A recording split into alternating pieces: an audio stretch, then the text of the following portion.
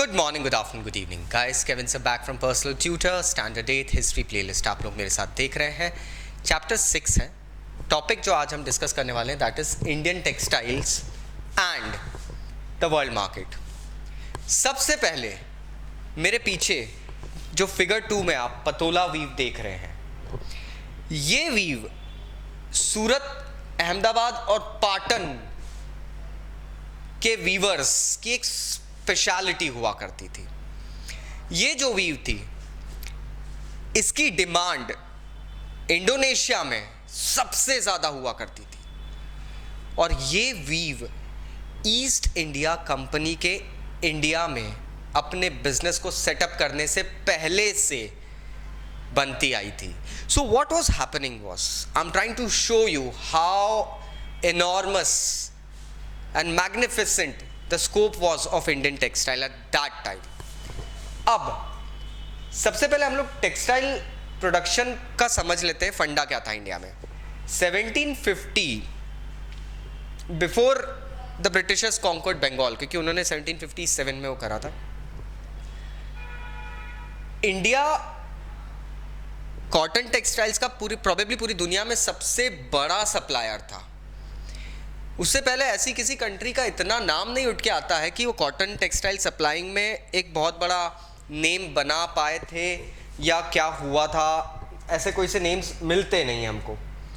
So what we assume is India was probably the biggest supplier, क्योंकि हमें जो artefacts मिले हैं, जो स्क्रिप्ट्स मिली, मैन्युस्क्रिप्ट्स मिली है, उसमें इंडिया का काफ़ी अच्छा नाम मिला है।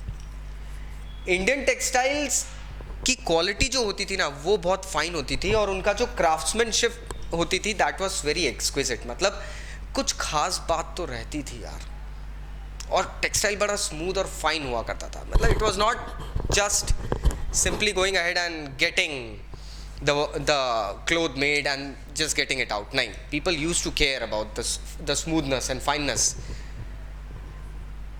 साउथ ईस्ट एशिया जैसे कि Java, Sumatra, Penang, west and central Asia तक इंडियन टेक्सटाइल उस समय एक्सपोर्ट किया जाता था। 16th सेंचुरी से यूरोपियन ट्रेडिंग कंपनीज ने भी इंडियन टेक्सटाइल्स को खरीदना शुरू करा, क्योंकि वो यहाँ से खरीद के यूरोप ले जाते थे और वहाँ बेचते थे। And Indian textile had a boom out there, a demand. अब आज भी अगर हम English account books, log books check करके और कुछ दूसरी भाषाओं के भी अगर हम लोग अकाउंट बुक्स, वहाँ के लोकल बोली वगैरह चेक करके देखें, तो आपको वहाँ पे कपड़ों के नामों के जो एसोसिएशन दिखेंगे ना, वो हमको एज ओल्ड इंडियन नेम्स के नामों पे एसोसिएशन दिखेंगे। And this used to happen, मतलब वो एज ओल्ड नेम्स रहते थे। So this was very fine at that time. So, what were those names and how did we come to know about the connection? Check out my next video. Thank you very much. Take care. Bye-bye.